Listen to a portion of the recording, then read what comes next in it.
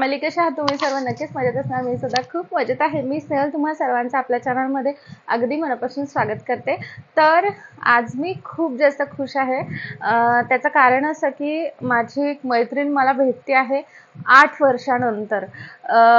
खूप म्हणजे खूप जास्त एक्सायटेड आहे मी. आता ती नक्की भेटायला येते की नाही माहिती नाही मला, कारण काल तिचा कॉल आलेला होता.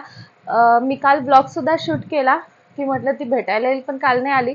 सो माझं खूप डिसमूड झाला आणि मग मी तो ब्लॉग कंटिन्यू केलाच नाही. तर म्हटलं जाऊ द्या, आज ब्लॉग शूट करूया. की येऊ की नाही, आपला ब्लॉग तर शूट होईलच.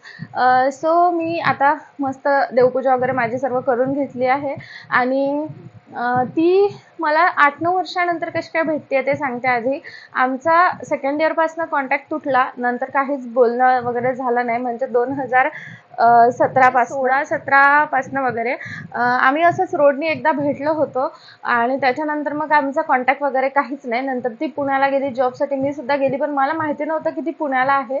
जेव्हा मी प्रेग्नन्सीला इकडे आली त्याच्यानंतर माझं हे डिवोर्सचं वगैरे हे सर्व जेव्हा सुरू झालं त्यावेळेस मी तिला खूप जास्त शोधलं. म्हणजे लिटरली प्रत्येक रस्त्यावरच्या मुलीला मी बघत होते की ही आहे का. मी तिचे बाबा मला नेहमी दिसायचे आधी. सो मी तिचे बाबा ज्या टाईमला दिसतात ना, म्हणजे एकदा दिसले होते मला माझ्या शॉपच्या खाली. सो मी रोज तितक्या वाजता शॉपच्या बाहेर येऊन उभी राहायची. 1-1 तास मी थांबायची, काचातून बघायची, पण मला ते दिसत नव्हते. एक दिवस दिसले, सो मी त्यांच्या मागे गेली, पण ते निघून गेलेले होते. मग मला ते भेटले नाही. मग दिवाळीच्या वेळेस एकदा श्रेयान मी घरी जात होतो, खूप लेट झालेलं होतं. सो तेव्हा मला ते दिसले. मग मी त्यांच्याजवळ गेली, म्हणजे मागच्या वर्षी आता जी झाली दिवाळी त्या दिवाळीला.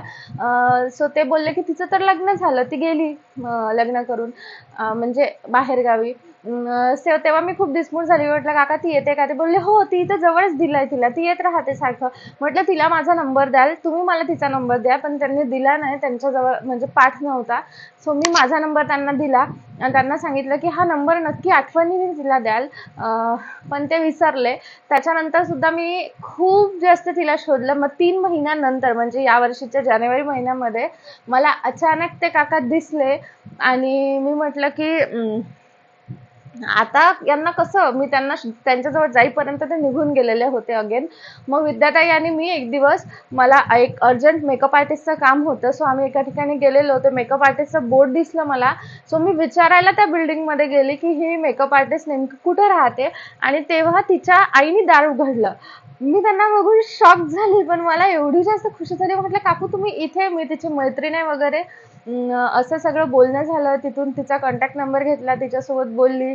तिने मला तिचं सर्व सांगितलं की ती खूप खुश आहे आणि खरंच खूप स्ट्रगल केलेलं आहे तिने लाईफमध्ये. तिचा चांगला नवरा मिळाला तिला, तिचं सगळं व्यवस्थित आहे हे ऐकून मला खूप जास्त आनंद झाला. म्हटलं चला, ती खुश आहे. मग नंतर तिने माझं विचारलं. मला राहवलंच नाही, मी तिला सगळं सांगून दिलं आणि ती मला त्यावेळेस एवढी बोलली आणि एवढ्या आपुलकीने कदाचितच कोणी मला आतापर्यंत बोललं असेल की म्हणजे बाहेरचं असं कोणी, फॅमिली वगैरे सोडून, फॅमिली रिलेटिव्ह सोडून, की तूच पागल आहे म्हणे की तू एवढं सगळं सहन केलं.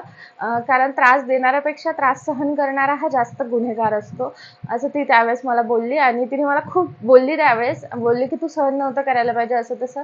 तेव्हापासून आमचं बोलणं सुरू आहे. मग मी जानेवारी महिन्यापासून तिला बोलते कंटिन्यू, तू ये ना अमरावतीला. तिची मुलगी प्रिशूपेक्षा फक्त 2 महिन्यांनीच लहान आहे.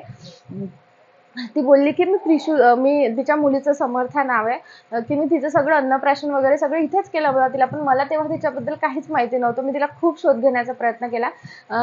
माझाही स्वार्थ म्हणू शकता. मला ज्यावेळी माझं सगळं असं झालं ना, त्यावेळेस कोणीतरी आपलं असं पाहिजे होतं ज्यांच्याजवळ मी सगळं बोलू शकेल, की मी नेमकं ठीक आहे की नाही हे सगळं सांगू शकेल. आणि मला मित्र-मैत्रीण असं आजपर्यंत एकही असं कोणीच नाही आहे ज्यांच्याजवळ खरंच सिरियसली बोलल्या जाईल. ती फक्त एक होती जी मला कॉलेज नंतर मला तशी कोणीच मिळाली नाही. सो तिच्यासोबत मी सगळं बोलते, शेअर करते. पण मला असं होतं की नको यार, म्हणजे कुणीतरी आपल्या आयुष्यात खुश आहे तर आपलं सारखं रडगाणं का कुणाला सांगायचं ना. म्हणून मग मी आता जास्त बोलत नाही, जास्त तिला काही सांगत नाही. असं आहे. सो आता तिचा मला कॉल आला की मी आईच्या घरी आलेली आहे, मी तुला भेटायला येईन शॉपमध्ये. मी खूप जास्त खुश झाली आणि आता तिला कॉल केला, कॉल रिसीव्ह करत नाही आहे. जर आमची भेट झालीच वगैरे तर मी तुमच्यासोबत शेअर करेलच. बाकी आता मी माझं एडिटिंगचं वगैरे फिनिश करते. तुम्हाला जसं सांगितलं होतं त्या ऋणमुक्ती कॉईन नंतर कंटिन्यू मेसेजेस वगैरे, त्याच्यामुळे मग मी थोडंसं इनॅक्टिव्ह होते इन्स्टाला. पण ठीक आहे, आता रेग्युलर व्हिडिओज वगैरे असे आपले येतील असं आहे. तर चला, आता जर तिची माझी भेट झालीच तर मी तुमच्यासोबत शेअर करेल. बाकी तुम्हाला लास्ट ब्लॉग्स कसे वाटले, तुम्ही गिव्ह अवेचा विचार करताय की नाही ते सुद्धा मला नक्की सांगा. बाकी व्हिडिओला असंच कनेक्ट राहा. सो मस्तपैकी पूजा करून घेतली आहे. मला बऱ्याच जणांनी विचारलं की हे मंदिर कुठून परचेस केलंय. सो हे ना मी मिशोवरून परचेस केलेलं आहे. मी डिस्क्रिप्शन बॉक्समध्ये लिंक देते. इन केस तुम्हाला परचेस करायचं असेल तर तुम्ही करू शकता. खूप छान मंदिर आहे आणि लाईट अजूनही त्याचा तसाच आहे. घरून मी आईस करून आणलेली होती बॉटल आणि सध्या घरी जाताना या बॉटलची अशी काहीशी हालत झालेली आहे. आता मला घरी जायचं आहे, त्यासाठी मी बस स्टॉपवर वेट करते आहे श्रेया येण्याचा. रोज निघाली असं म्हणून ती मला किती वेळ वेट करायला लावते आणि फायनली ती आलेली आहे. सो आता घरी जायचं आहे. घरी आज कढी खिचडीचा बेत दिसतोय, सो आता ते एन्जॉय करायचं. आम्ही जस्ट घरी पोहोचलो, चेंज वगैरे केलं, फ्रेश वगैरे झालं. आता जेवण करायचं आहे. त्याआधी ना मी तुम्हाला प्रिशूच्या मस्त्या दाखवते. तू आहा बॉडी लोशन लावते. प्रिशू बघा सनस्क्रीन लावत आहे. काय करते तू? रात्रीचं सनस्क्रीन. प्रिशू प्रिशूची दिवसभर अशीच बडबड सुरू असते. आणि आम्ही तिला केसांना बिट्स लावले जे तिने काढून टाकले. कशी दिसते तू? आम्ही जेव्हा घरून निघतो ना तेव्हा प्रिशू आम्हाला सांगते बजबज जा बजबज या, म्हणजे बरोबर जा आणि बरोबर या. आज पण आम्ही घरी आल्याबरोबर तिचं हेच होतं, बजबज आले बजबज आले. हो ना प्रिशू? मावशीचं प्रिशूचं प्रेम करायचं चाललंय. आम्ही म्हणजे दोघी जणी घरी आलो, चेंज वगैरे केलं. श्रेयाने चेंज पण नाही केलं, मी चेंज केलं, थोडी फ्रेश झाली आणि विचार केला थोडासा आराम करते. पण तेवढ्यात लाईट गेली होती. आता लाईट आली, पटकन जेवण करून घेते कारण माझा चष्मा आज घरी राहिला होता, त्याच्यामुळे माझं एवढं डेंजर डोकं दुखत आहे खूपच जास्त. आणि ना फायनली नेक्स्ट व्लॉगपासनं मी तुमच्यासोबत 7 दिवसाच्या 7 जे बोलले होते ना फेस पॅक शेअर करते, ते शेअर करणार आहे. सो चॅनलला सबस्क्राईब केलं नसेल तर चॅनलला सबस्क्राईब करा. आणि आज मी तुम्हाला दाखवते मी जे वेट लॉससाठीचं घेत होती ते संपलेलं आहे पावडर. सो आज मी ते बनवणार आहे. बऱ्याच जणांच्या रिक्वेस्ट होत्या की ते नेमकं तू कसं काय केलं, त्याचं म्हणजे नेमकं मिश्रण काय, प्रमाण काय, हे सर्व सांग. सो चला आता तुम्हाला ते सांगते मी जोपर्यंत कुकर गार होतोय तोपर्यंत. आणि त्याच्यानंतर मग बाकी मला जेवण वगैरे करायचं आहे. सो चला आता आपण ते पावडर नाही ते सगळं मिश्रण बनवायला घेऊया. सो मागच्या वेळेस ना मी थोडं जास्त मिश्रण घेतलेलं, यावेळेस मी थोडं कमी बनवते आहे. तर इथे मी जे काही लागतं ते सर्व घेऊन घेतलेलं आहे. तुम्ही ना एखाद्या वाटीचं वगैरे मेजरमेंटसुद्धा घेऊ शकता एकसारखं असं, पण मी या स्पूननी घेणार आहे यावेळेस. तर ना मी इथे 4 चमचे घेते आहे जिरं. आता तुम्ही हे सर्व ना तुमच्या अंदाजाने कमी जास्त करू शकता, पण प्रमाण नेमकं काय आहे ना मी घेतलेलं ह्याचं ते सांगते. तर 4 चमचे जिरं घेतलेलं आहे मी, ते एका डब्यामध्ये काढून ठेवते आहे. त्याच्यामध्येच ना मी ओवा टाकते आहे 4 चमचे. आता लास्ट टाइम मी टाकताना ना अर्ध घेतलेलं होतं, म्हणजे जर 1 वाटी आपण जिरं घेतलं ना तर अर्धी वाटी ओवा घेतलेलं होतं. यावेळेस मी पूर्ण एकसारखं प्रमाण करते आहे, सगळं सारख्या क्वांटिटीमध्ये थोडक्यात सांगायचं तर. आणि त्या स्पूननी ना आता मी इथे मेथीदाणा सुद्धा घेऊन घेते आहे. याच्यामध्ये तुम्हाला बाकी काय टाकायचं असेल तर टाकू शकता, पण मी वेट लॉससाठी मला तरी डॉक्टरांनी हेच सजेस्ट केलेलं होतं, मी तुम्हाला सुद्धा तेच सांगते आहे. सर्वात शेवटी टाकते आहे मी याच्यामध्ये सोप. सोपसुद्धा मी 4 चमचे घेतलेली आहे. आता तुम्ही बघितलं असेल ना तर हे पूर्ण प्रमाण अर्धी वाटीचं आहे, म्हणजे अर्धी वाटी मी जिरं घेतलं आहे, अर्धी वाटी सोप घेतली आहे, अर्धी वाटी ओवा घेतली आहे आणि अर्धी वाटी मेथीदाणा घेतला आहे. एअरटाईट डब्यामध्ये मी हे ठेवते आहे. छान हलवून घेते. हलवून घेतल्यानंतर हे एकजीव झालेलं आहे आणि या चमच्याने मी 1 चमचा असं रोज भिजत घालत असते.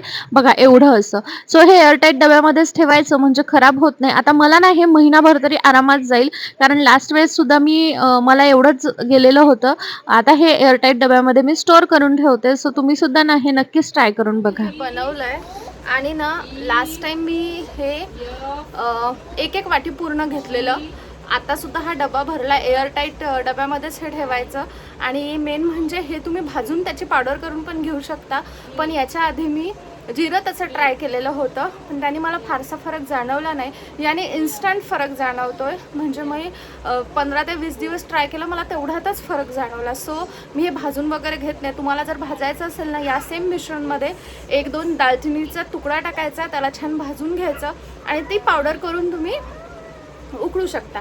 आता हे कसं बनवायचं हे मी खूपदा सांगितलेलं आहे. यातलं 1 स्पून घ्यायचं, ते पाण्यामध्ये टाकायचं, रात्रभर ते पाणी भिजू द्यायचं आणि सकाळी उपाशीपोटी उठल्या उठल्या त्याला छान 1-2 उकळी काढून घ्यायची आणि ते पाणी प्यायचं. सो असं आहे. सो तुम्ही नक्कीच ट्राय करून बघा, खरोखर आणि इन्स्टंट फरक जाणवतो.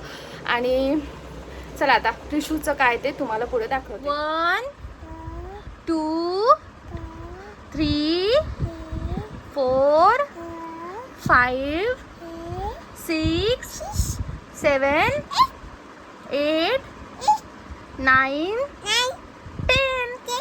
Very good. टाळ्या वाजवा, टाळ्या वाजवा. परत तू व्यवस्थित म्हण. तू फक्त 6-7 पासून व्यवस्थित बोलली प्रिशू. 1 2 3 4 5 6 7 8 9 10. Very good. आता ABCD A B C D. ते नंतर घेऊ. ते घेऊन म्हणून देऊ का तुला? बरं थांब. नाही, मुलगी कॅमेरा सुरू केल्यानंतरच काहीच बोलत नाही. आता श्रेया तिला बोलत होती ना, ती छान म्हणजे 1 2 3 4 म्हणत होती. आणि जसं मी कॅमेरा हातात घेतला आणि मी बोलायला लागली तसं ती काहीच बोलत नव्हती. आता ती म्हणत आहे की ते मला बुक घे आणि बुकमध्ये ABCD असं म्हण. सो आता मी तिला बुकमध्ये ABCD असं म्हणते. तिला नेमकी ओळख झालेली नाही आहे की याला हेच म्हणतात, त्याला तेच म्हणतात, म्हणजे 1 2 3 4 ABCDची. पण याच्या पुढे ते येते असं तिला लक्षात आलं. लाईक आपण 1 बोललं तर ती 2 बोलते, 5 बोललं तर ती 6 बोलते, 7 बोललं तर ती 8 बोलते असं. आणि ABCD मधलं तिला B नंतर C येते हे लक्षात आहे, असं काहीच. सो आता तिला बुक घेते मी आणि नंतर दाखवते. A B C D E F G H. हे घे. E C D E F. पहिले F म्हण. F G. डॉग आहे तो. हो, very good, very good. Dog आहे. कॅट. बॉल कुठे आहे? Ball ball. हो, पायानेच मारायचा. कुठे आहे बॉल? ऍपल कुठे आहे? ऍपल कुठे आहे? ऍपल. Very good. म्हण. A B नाही, पहिले A B C D E F G H I J K. हो, आईस आहे. म्हण. K L M. मँगो. अरे बापरे, प्रिशूने मँगो म्हटलं. आई मँगो.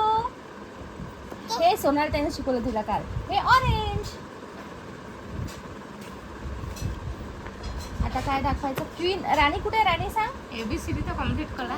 अगं ते करूच देत नाहीये ना ABCD कम्प्लीट. बी ते नाही आहे पिल्लू. बी हे आहे इकडे. हा, बी कुठे आहे? म्हण. ABCD म्हण. बी. Very good. मला सांग, डॉग कुठे आहे? डॉग. Very good. कॅट कुठे आहे? कॅट. बॉल कुठे आहे? बॉल. पाय नाही मारू बेटा. जे जे कर. एवढ्या जोरात नाही, व्यवस्थित जे जे कर. का जे जे व्यवस्थित. हा, व्हेरी गुड. असं आमचं मस्त शिकणं सुरू आहे. तिला बुक घेऊन पाहिजे होतं. बुकवर बघितलं तुम्ही A म्हटलं तर ती B म्हणते, आपण D म्हटलं की ती E म्हणते. असं तिला काही काही लक्षात आलंय की ह्याच्यानंतर हे बोलायचं, पण नेमकी अक्षर ओळख वगैरे ही व्हायची आहे कारण ती खूप लहान आहे त्या मानाने. तर चला आता आम्ही थोडासा स्टडी टाइम प्लस तिच्यासोबतचा टाईम छान एन्जॉय करतो. बाकी खूप जोराची भूक लागलेली आहे, सो जेवणसुद्धा करायचं आहे. आणि तुम्हाला जर हे बुक्स परचेस करायचे असेल ना, मी डिस्क्रिप्शन बॉक्समध्ये लिंक देते, तुम्ही नक्कीच परचेस करा. कारण खरंच मुलं ह्याने खूप जास्त हुशार होतात. आणि मला परत या कलरफुल टिकलीचा क्रेज लागला, कारण आज प्रिशूने माझ्या टिकलीची डब्बी पूर्ण सांडवून दिली. त्याच्यामुळे या टिकली खरंच खूप छान दिसतात. बोल, काय म्हणते श्रेया? रडत आहे ती? काय करत आहे ती? श्रेया काय करत आहे? तू रागवलं ना तिला? उठव तिला, मनव तू तिला. आता तू रागवलं ना तिला, ती रडत आहे. काय? ती रडत आहे का? तू जा तिच्याजवळ, जा तिच्याजवळ. रडत आहे ती, तिला. बाई ग, ती बा मावशीवरचं प्रेम. काय झालं? श्रेया रडत आहे. ती बघा, श्रेया रडत आहे आणि प्रिशू तिच्या जवळ जात आहे. काय झालं? आणि प्रिशूने भिंत खराब केलेला इग्नोर करा प्लीज. काय झालं? श्रेयाला जा ना तिच्या जवळ. ती बघ, ती रडत आहे प्रिशू.